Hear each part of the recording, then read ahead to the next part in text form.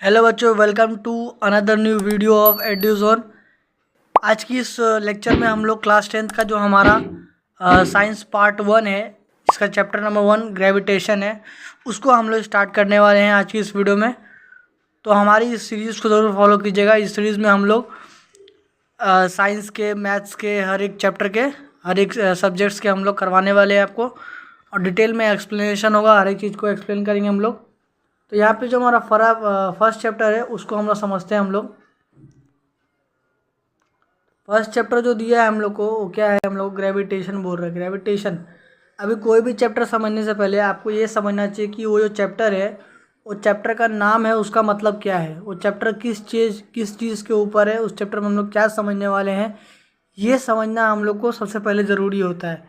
क्योंकि कोई भी चीज़ समझने से पहले आपको ये समझना है उस चीज़ को हम लोग समझ क्यों रहे हैं, हम लोग क्यों पढ़ रहे हैं उस चीज़ को हम लोग। तो ग्रेविटेशन हम लोग पढ़ रहे हैं। ग्रेविटेशन का मतलब क्या होता है? ग्रेविटी, ग्रेविटी जो है हमारे अर्थ के लिए, कोई भी प्लेनेट के लिए बहुत ज़रूरी होता है।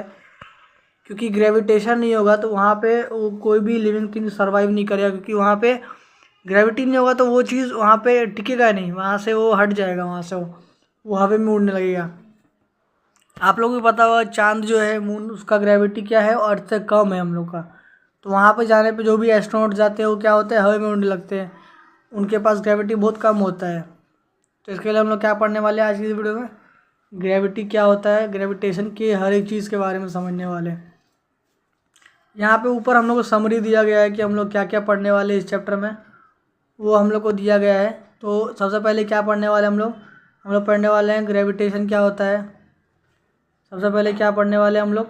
सबसे पहले पढ़ने वाले हम लोग ग्रेविटेशन क्या होता है, ठीक है। उसका क्या पढ़ने वाले हम लोग? Circular motion and centripetal force क्या होता है। उसके बाद क्या पढ़ने वाले हम लोग? उसके बाद पढ़ने वाले हम लोग केपलर्स लॉ क्या होता है।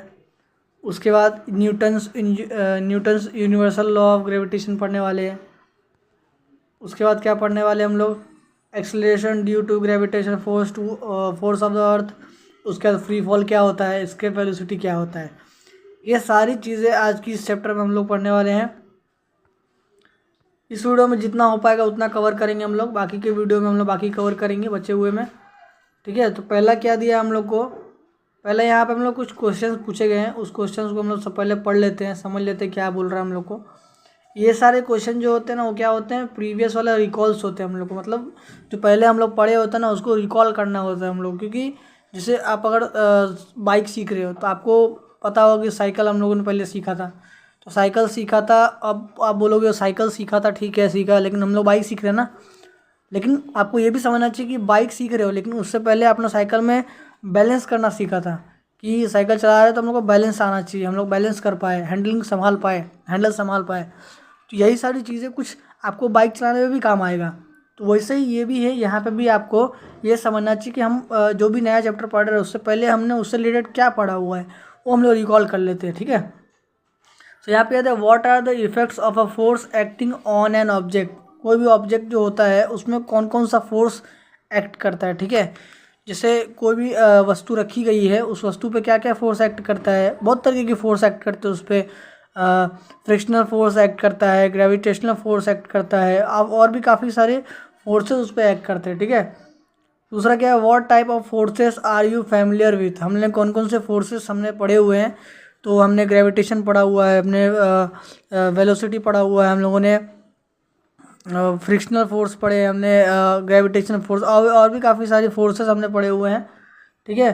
What do you know about the gravitational force. हमने ग्रेविटेशनल फोर्स के बारे में हम लोग को क्या पता?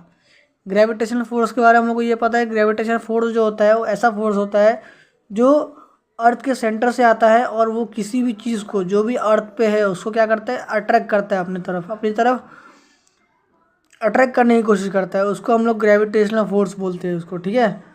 और ये क्या होता है, हर एक चीज़ में होता है ग्रेविटेशनल फोर्स, ठीक है। अब यहाँ पे थोड़ा क्या दे रहा है हम लोग को, उसी में रिकॉल में ही बोल रहा है, we have seen in the previous standard that the gravitational force is an universal force. देख सकते हो यहाँ पे खुद ही लिखा हुआ, इन लोगों ने लिखा है कि ग्रेविटेशनल फोर्स क्या होता है, कि यूनिवर्सल फोर्स होता है, ठीक है। यहाँ पे देखो लिखा गया है gravity, we have seen in the previous standard that the gravitational force is a universal force, ठीक है। And it acts only between two objects on the earth but also between any two objects in the universe। मतलब क्या बोल रहा है यहाँ पे, gravitational force जो होता है यूनिवर्सल फोर्स होता है और वो क्या करता है, एक्ट्स किसी भी दो सब्जेक्ट के बीच में एक्ट करता है, उनको अट्रैक्ट करने के लिए एक्ट करता है। और ये दो सब्जेक्ट जरूरी नहीं अर्थ के ऊपर ही हो, वो यूनिवर्स में भी कोई भी दो ऑब्जेक्ट होगा तो उनको भी अट्रैक्ट करने में वो काम आएगा। ठीक है, फिर से समझाता हूँ ग्रेविटेशनल फोर्स का क्या बोल रहा है यहाँ पे। We have seen in the previous standard, मतलब हमने पहले के स्टैंडर्ड में पढ़ा है कि ग्रेविटेशनल फोर्स जो होता है वो यूनिवर्सल फोर्स होता है। मतलब वो फोर्स ब्रह्मांड में कहीं भी किसी भी चीज़ में वो एक्ट कर सकता है, किसी भी चीज़ में अप्लाई हो सकता है। ठीक है, और ज़रूरी नहीं है वो अर्थ पे दो चीज़ होगा, किसी भी दो चीज़ के बीच में एक्ट कर सकता है, किसी भी दो चीज़ को वो अट्रैक्ट कर सकता है, चाहे वो धरती पे हो, आकाश में हो या कहीं भी हो। उन दोनों चीज़ को अट्रैक्ट करने के लिए कौन सा चीज़ एक्ट करेगा, वो ग्रेविटेशनल फोर्स होगा। ठीक, अब यहाँ पे क्या बोल रहा है, ग्रेविटेशन के बारे में दिया है यहाँ पे। We have learned the phenomena. Learn का मतलब क्या होता है, लर्न हमने पहले पढ़ा हुआ, वो लर्न का मतलब ये होता है, इसका मतलब कुछ और मत समझना। The phenomenon of gravitation was discovered by sir Isaac Newton. ये जो ग्रेविटेशन ने किसने डिस्कवर किया था, किस पागल ने डिस्कवर किया था, सर आइजैक न्यूटन ने डिस्कवर किया। ठीक है, हम पागल नहीं बोलेंगे, हम रिस्पेक्ट करते हैं, पर किसने डिस्कवर किया, सर आइजैक न्यूटन ने डिस्कवर किया था। एज द स्टोरी गोज, जिस तरीके से कहानी बताया गया है, he discover the force by seeing an apple fall from a tree on the ground. हमने क्या देखा था कि हमने जैसा स्टोरी समझा है हम लोगों ने कि वो बैठे हुए थे एक पेड़ के नीचे, वहाँ से एप्पल गिरता है तो उनको समझ में आता है कि ये किस चीज़ के फोर्स से गिरा हो। He wondered why apple falls vertically downward. उन्होंने सोचा कि क्यों एप्पल सीधा सीधा नीचे क्यों गिरा हो, and not an angle to the vertical, किसी और डायरेक्शन में क्यों नहीं गिरा। Why do not fall off in a horizontal direction, वो हॉरिजॉन्टल डायरेक्शन में क्यों नहीं गिरा, सीधा क्यों नहीं गिरा, सीधा क्यों गिरा वो। ठीक है, after much thought he came to the conclusion, बहुत सारी सोचने के बाद वो कंक्लूजन पे आए that the earth must be attracting the apples towards itself. क्या हो रहा है, अर्थ क्या कर रहा है, एप्पल को अपनी तरफ अट्रैक्ट कर रहा है, and this attractive force must be directed towards the centre of the अर्थ। और ये फोर्स क्या हो सकता है, ये अर्थ के सेंटर की तरफ अट्रैक्टिव हो सकता है। The direction from the apple on the tree,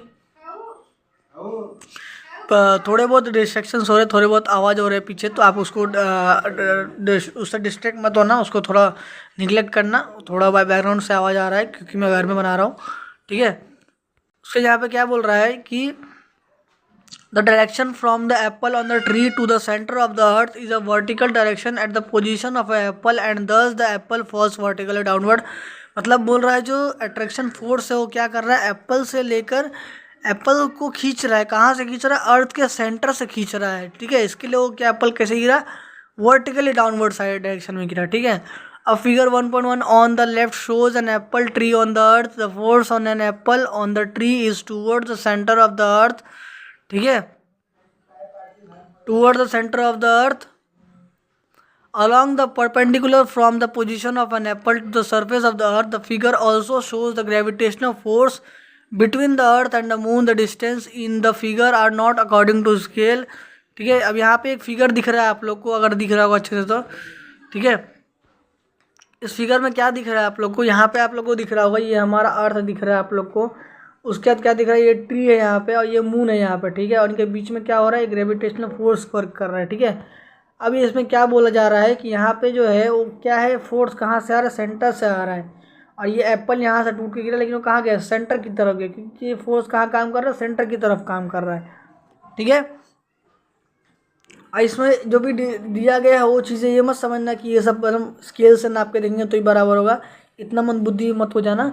यहाँ पे जो भी चीज़ें दी गई है वो एकदम बस ऐसी बनाई गई है आपको समझाने के लिए, इसमें कोई भी मेजरमेंट बराबर नहीं है। ठीक है, Newton thought if the force of gravitation acts on apples on the tree at different heights from the surface of the earth, can it also act on object at even greater heights much further away from the earth, like for example the moon? Can it act on even further objects like the other planets and sun? Newton ने फिर सोचना शुरू किया कि अगर कोई भी किसी भी हाइट से ऊपर से नीचे गिर रहा है और डाउनवर्ड डायरेक्शन में जा रहा है, तो क्या ऐसा भी हो सकता है कि यही चीज़ काफ़ी ऊंचे हाइट से जो भी चीज़ें आ रही है उन दोनों चीज़ों को अट्रैक्ट करने में भी काम कर रही है। तो हाँ, ये सही है कि कोई भी यूनिवर्सल चीज़ है उन दो चीज़ों को अट्रैक्ट कर रहा है तो वो ग्रेविटेशनल फोर्स है। ठीक है, अब यहाँ पे दूसरा चीज़ दिया गया है, उसको भी समझ लेते हैं हम लोग। दूसरी चीज़ क्या दी है हम लोग को, यहाँ पे दिया फोर्स एंड मोशन। फोर्स क्या होता है और मोशन क्या होता है, ठीक है, दोनों अलग अलग चीज़ें होती है।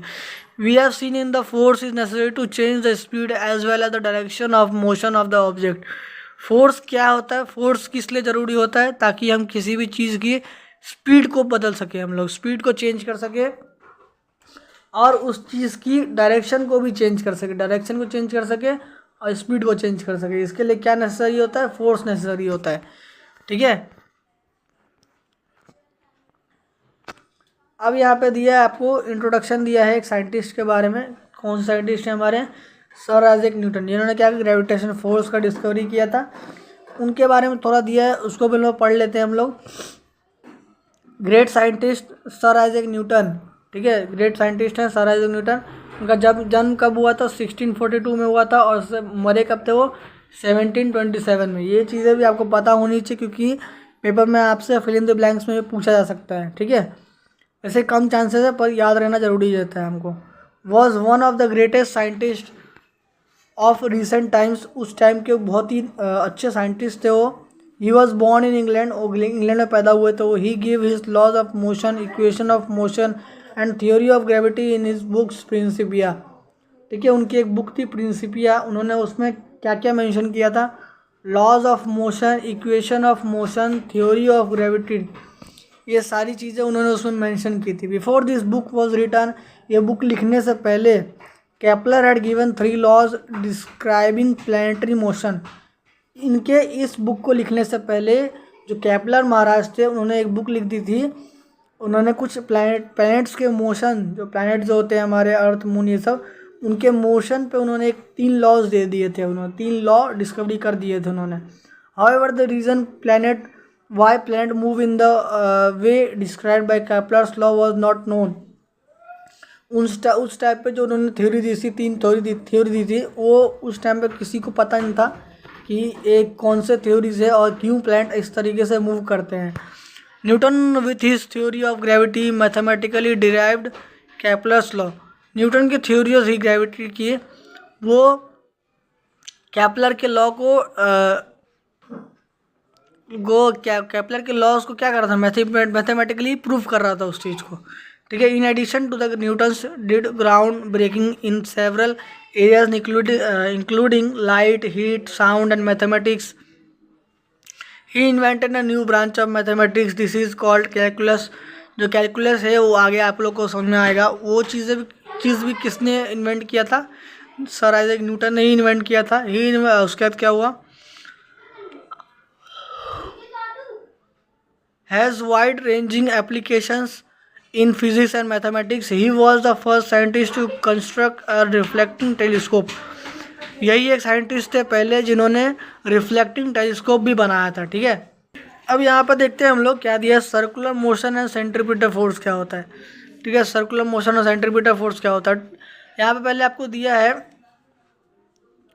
एक, आप लोग कुछ वर्क दिया है, आप लोग वर्क भी कर सकते हो। ठीक है, लेकिन मैं यहाँ पे आपको वर्क बताया तो वर्क में क्या बोला है, वर्क में बोला है कि आपको एक रस्सी लेनी है, उस रस्सी पे पत्थर बांधना है और उसको घुमाना है। ठीक है, तो घुमाएंगे तो उससे क्या समझ में आएगा आपको, as long as we holding the string we are pulling the stone toward us. हम क्या कर रहे हैं, उस स्टोन घुमा रहे हैं तो क्या कर रहे हैं, हम उसको अपनी तरफ पुल कर रहे हैं उसको हम लोग। ठीक है,